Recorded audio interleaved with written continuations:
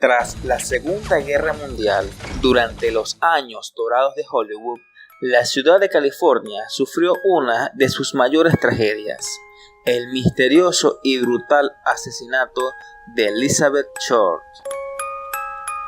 Todo empezó un 15 de enero de 1947 en la ciudad de Los Ángeles, California. El cielo de Los Ángeles estaba encapotado. Era una mañana triste, gélida y lluviosa. Una ama de casa llamada Betty Bersinger salió de su casa situada en Norton Avenue con su hija de 3 años hacia una tienda de reparación del calzado. Mientras transitaban por un solar abandonado, cubierto de hierbas y barro, en el distrito de Crenshaw, un objeto blanquecino llamó la atención de la pequeña. «Mira, mamá», le dijo. La niña señalaba lo que parecía ser un maniquí de gran tamaño partido por la mitad. A Betty no la extrañó demasiado, pues muchas tiendas de ropa de la zona habían sido cerradas o abandonadas al no poder regresar sus dueños de la guerra, y era habitual encontrar maniquíes polvorientos, telas rotas u otros desechos en los alrededores. Sin embargo, una vez que madre e hija se acercaron más al extravagante maniquí partido en dos, el rostro de Betty se tornó blanco y el corazón se le congeló.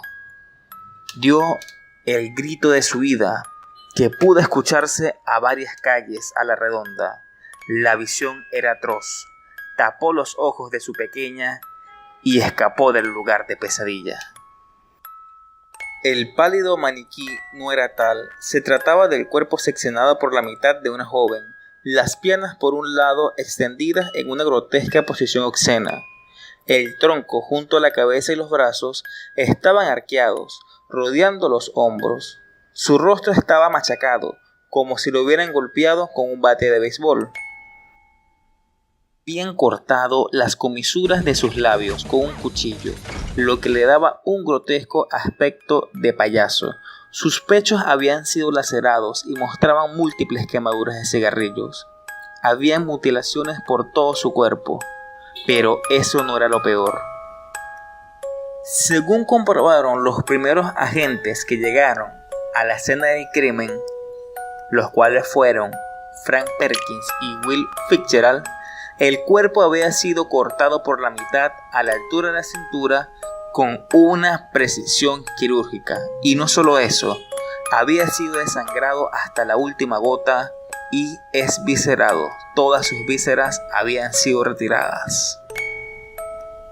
El cadáver de la joven había sido bañado y su cabello había sido pintado de un tono rojizo.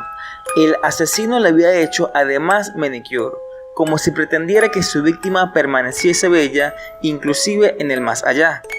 En el muslo izquierdo hallaron una pequeña mutilación en forma triangular que resultó ser el lugar donde Short tenía una pequeña flor tatuada. Durante la autopsia se descubrió que el pequeño trozo de carne había sido introducido en su vagina. La autopsia determinó que había muerto debido a una hemorragia producida por un fuerte golpe que le causó un severo traumatismo cerebral y por las laceraciones del rostro. Había sido además sodomizada y sometida a todo tipo de abusos sexuales, aunque sin penetración. Y en su estómago se encontraron excrementos humanos. A pesar de los muchos años que llevaban ocupándose de diferentes asesinatos, ni el forense ni los oficiales se habían enfrentado jamás a un caso tan brutal. La publicación de las fotos fueron prohibidas debido a su brutalidad. La prioridad de los detectives asignados para el caso fue desvelar la identidad de la víctima. En primer lugar, el FBI probó con las citadas huellas dactilares enviadas desde California, cruzando los dedos en que la víctima estuviera fichada en el sistema.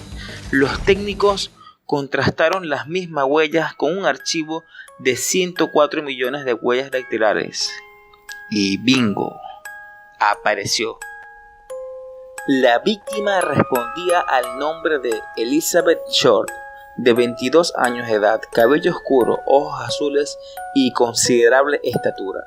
Sus huellas habían sido tomadas en 2 ocasiones, cuando trabajaba en la cantina del cuartel de Camp Cobb durante los años de la Segunda Guerra Mundial y tras ser fichada por la policía por encontrarse ebria siendo menor de edad.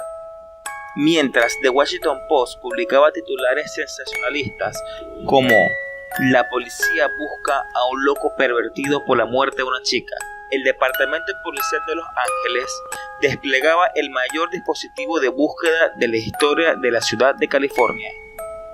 250 oficiales realizaron entrevistas puerta a puerta en los alrededores del solar donde fue hallado el cadáver, pero se encontraron con un callejón sin salida, múltiples pistas falsas, confesiones confusas y llamadas de desconocidos convirtieron el ritmo del trabajo de la comisaría de Los Ángeles en frenético, pero sin llegar a ningún resultado efectivo.